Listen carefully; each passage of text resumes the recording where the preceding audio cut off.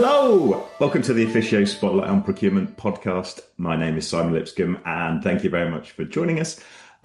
For regular listeners, a small apology. You may be able to hear I do have a slight cold today, so voice is slightly different to normal. But in much more exciting news, I'm delighted to say today my guest is Todd Hymas. Todd is the Vice President and General Manager of Amazon Business Worldwide.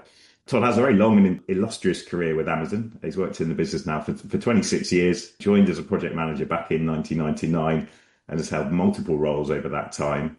So Todd, look, absolute pleasure to have you on the podcast. Really appreciate you taking the time to talk to us. I guess as a starting point, it would be, given that length of service at Amazon, it would be fantastic for our listeners if we could just go back about what is Amazon Business and kind of how did it start and why is Amazon even in this particular sector? Yeah, thank you, Simon. And hey, it's great to be here today. I really appreciate the opportunity. Yes, so let me just start with a little bit about my background. You're right, I've been at Amazon for 26 years, and it's been a great journey for me. And really, my career has grown alongside Amazon. You know, when I started, as you mentioned, as a project manager back in 1999, we were just selling media, so books and CDs, and we were really focused on the media space. And really, one of my first jobs at Amazon was adding our extra new verticals, right? And so my first season at Amazon, my first holiday season, we were getting into toys and electronics. And I caught the bug and just loved that expansion opportunity at Amazon. You know, we were a very successful company already back in '99, but, you know, Jeff Bezos was embodying that leadership principle of ours of thinking big. And so we started looking at the home category and the tools category and kitchen. And I really spent the next 13 years launching vertical categories across the globe, and then started launching countries. And so, you know, we launched Germany and France and Italy and Spain and then India. And my last country in that part of my career at Amazon was Brazil, and that was 2012. And so that was a great, for me, 13 years. And then I got the opportunity to move to Luxembourg. And I moved to Luxembourg for 2 years. I stayed for 6. It was a fantastic 6 years. And really, that's when I started working on Amazon Business. And so that was 10, 11 years ago. We started Amazon Business here in the U.S., and it was really a raging success. And so then we said, we're going to launch Amazon Business in all of our countries. And so I spent those final 4 to 5 years in Luxembourg launching Amazon Business across Europe and then in Japan and India. And, you know, Amazon Business has been a big success for us these past 10 years. And I could love to tell you a little bit about how we thought about Amazon Business and why we think it's important today. Yeah, I was going to say, Todd, because I'm sure everyone listening to this podcast is clearly going to know the name Amazon, right? And your history and just that story must be fascinating. But given this is a procurement supply chain, I should be careful not to drift too far down that route. But just in terms of what Amazon Business is, because it would be great to just clarify that, because there may be people listening obviously know the Amazon name, but maybe not so much the Amazon Business part of the offering. Yeah, well, so first of all, currently, Amazon Business, we just celebrated our 10-year anniversary. And a few years ago, we announced a $35 billion run rate. We have 8 million active customers across the globe, and we operate in 11 marketplaces. Just this year, we launched in Australia, and last year we launched in Mexico. And so the journey to expand Amazon Business continues. But if I go back, I'll tell you, we started working with business customers a long time ago at Amazon. We tried a few different things. We tried corporate accounts. We tried a library offering. And we bought a company, which I was involved in, you know, it was 2007, I think, called Small Parts in Florida. And we integrated that into Amazon. And that created our industrial supply category, which today is a worldwide offering that we have for industrial supplies. So in 2015, we built a standalone URL originally called Amazon Supply.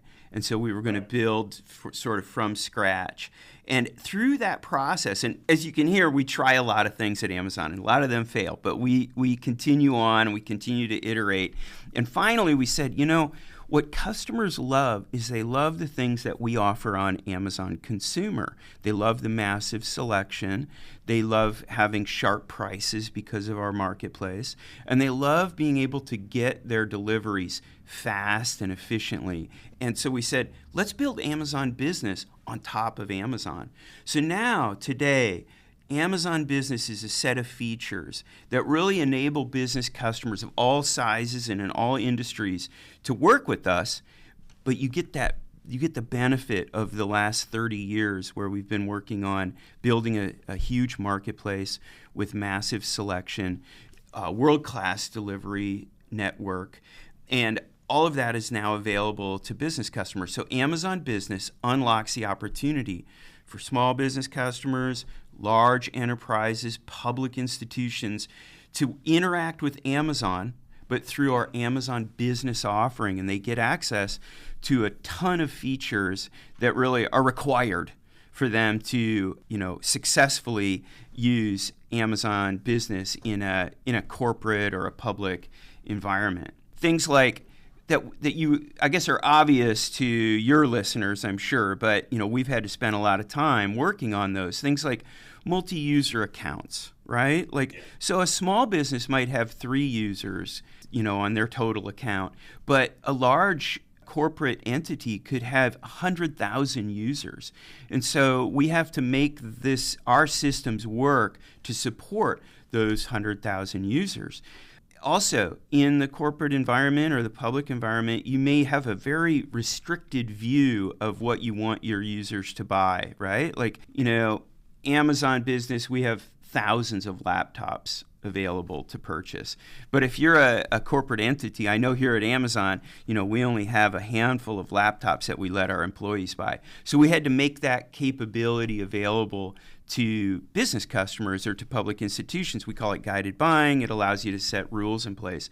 And then, of course, obviously you need approvals because you want to make sure that, what your employees or your users are buying, that they, don't buy above a certain threshold or, certain types of products and things like that. So, approvals are super important. And we've got a ton of different features that I won't go into right now, but tons of things available that make Amazon Business give you all the benefits of Amazon, but now for your work environment.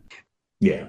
And so I presume in our parlance of procurement and supply chain, that it sounds a lot like what you might call tail spend. So, as you say, big organizations will focus an awful lot of procurement effort on their big suppliers, but the tail, which is normally very long, is much.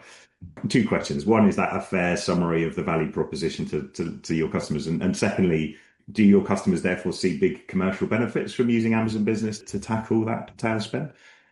Yeah, tail spend was, of course, the first thing that we really tackled with our customers. And we have customers from the Fortune 100 to the largest universities in the world are customers of ours. You're right, we did start with tail spend, and Amazon Business provides a really great solution for tail spend. You can give access, like I said, to all of your employees. You can put rules in place, and then you can really let them be independent and go ahead and use Amazon Business without a ton of oversight. And what does that do? That allows your procurement teams now to focus on the really important big negotiations that they might have, really focus on cost reduction, focused on those things that your procurement team at a large entity really wants to focus on rather than buying or enabling tail spend purchases, right? And I'll tell you, some of the early days, I used to speak to customers in Europe all the time, our largest customers, and they would say, today, when somebody wants to buy something, let's say for one of our manufacturing plants, they send us an email, we get that email, we search for the products, we send them back an email giving them options, they tell us what they want to purchase, and then there's this multi-week black hole where they're trying to understand when are they going to get the new coffee pot that they ordered for the break room. And alternatively, when they buy stuff for their personal lives, they understand when it's shipping, they understand when it's shipped, they get an email telling them that it's on the way, right? All of this transparency. And so that's what they wanted for their Tailspend users. So now their Tailspend users can buy what they want within certain guardrails and then have the great experience that they have in their personal lives, but now for their business. So what did that do? That really let, as you said, large corporations, large entities around the world offload their Tailspend part of their work to their employees and giving them access to Amazon Business and our marketplace. Now they can focus on those big items. Now, I'll tell you, that's not where we've stopped. We are very much now working on getting into and offering our customers a managed spend solution, right? So buying in bulk, buying with negotiated prices and negotiated experiences so that they can now start to work with Amazon Business for all of their purchasing needs, not just Tailspend. And that, of course, is unlocking a ton of opportunities for both Amazon Business and our customers. Yeah. And Todd, you mentioned about your background, which is fascinating. Obviously, one of the things you've done a lot is new markets, new territories for Amazon. I'm really interested in that journey. How different, when you say you go to open in Australia or you take this offering to another, how much is standard as opposed to localized to particular territory? Like how do you successfully make this work as an international offering? Yeah, that's a good question. There's a ton of things that are standard, right? A lot of the things I just mentioned, that large customers want to have a good Tailspend solution. Large customers want to enable their users to self-service, purchase their one-off items. And then tons of opportunity that large customers want to engage with a supplier that has access to a really vast selection. So we do hear from customers all over the globe that they want to try to kind of adapt their supply chain, and they're really looking for a reliable, resilient, adaptable solution, that has access to massive selection. And why? There's a ton of uncertainty, right? We continue to face a ton of uncertainty across the globe. And so we do hear that common feedback from our customers wherever we operate. Now, what's unique?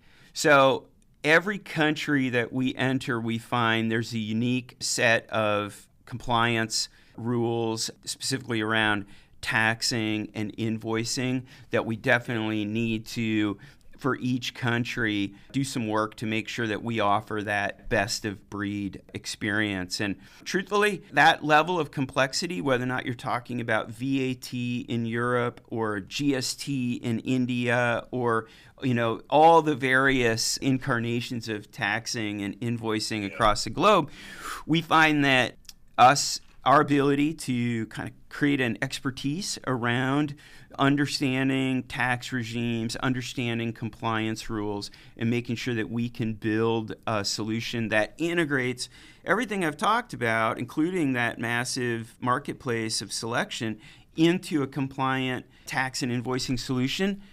That is an offering that our customers appreciate everywhere. And that's what my bosses ask me, why can't we go faster? And usually that's the answer, why we can't go faster. But we continue to charge ahead. One of the criticisms that may get labeled, particularly a company like Amazon, right, one of the biggest organizations in the world, in this model is you're acting as a middleman between large clients and then I guess lots of smaller suppliers that are very keen to sell to these organizations. Is that criticism fair? How would you react to that? Well, we do have, as you just noted, hundreds of thousands of small sellers on our marketplace across the globe. And those sellers, what we hear from them constantly is they want access to the larger customers. So that integration point between a large company or a large public institution or a large educational institution and our marketplace of small business sellers is a great opportunity for both. It's a great opportunity for our customers, as I just mentioned. They're looking for that marketplace. They're looking for that resilience. They're looking for that adaptability and having access to so many different suppliers. Then our small business sellers are also really embracing that opportunity of that new ability to sell to those business customers, right? And we hear constantly from both sides of that equation how much they appreciate that marketplace. Some other things that I would mention that are really relevant to this part of the discussion is we do offer our customers the ability to filter our marketplace and to look for sustainable suppliers, to look for local suppliers, and then to look for different types of diversity qualifications for suppliers. So in every marketplace where we operate, we have customers who want to buy locally or buy sustainably, et cetera, and often they have rules or goals. They have goals around this type of purchasing. And so our suite of tools, the guided buying that I mentioned, also these certifications around sustainability or around diversity, allow our customers to achieve their goals, whether or not that's buying from diverse sellers or local sellers, et cetera. So we feel really good about the marketplace and the opportunity that we're providing to both our business customers and our small business sellers. Yeah. And so the other thing I was fascinated to get your perspective on, again, Amazon, one of the biggest technology companies in the world, in an era of AI, generative AI, how is Amazon or Amazon Business thinking about that? And what do you see for the future of this space? Yeah, well, we're thinking about it all the time, about how can we use technology to help our customers be more successful in the procurement function. And I get a chance to talk to customers all the time, whether or not that's small businesses or really large public or corporate entities. And what I hear almost across the board is that they're looking for more efficiency, they're looking to reduce costs, and they're also looking for an opportunity to use technology to bring the procurement function forward and to have a bigger seat at the table, if you will, at their organizations. And so we think a lot about how can we enable our customers to be successful in this way. So some of the things that we've worked on and that we continue to work on, our solution set is built on top of AWS. And so all of the innovations that AWS is driving right now, many of them come to bear on the procurement function. That's the first thing. We work a lot with AWS on joint solutions that go to market. And so we're very excited about just the overall concept of using technology to help the procurement function move forward and become more efficient. AI, we have used AI in many of our solutions for many years. I'll give you a couple examples. We have a massive selection, I've mentioned that, and many of our customers use UNSPC codes, for example, to match products that they're buying through their PO and into their ERP system. So when you have hundreds of millions of items for sale, and you're going to make sure you have accurate UNSPC codes for your customers, AI comes in and can make a huge difference there to help us look at our products, understand which code they should get, and continue to evaluate that catalog of items and make sure that UNSPC code is accurate. That's one example. We also use generative AI to just figure out, I mentioned before, all of the ways that we allow customers to buy diverse products or sustainable products. AI is helping make those determinations and make sure we give a personalized view to each of our customers. And now we get to generative AI.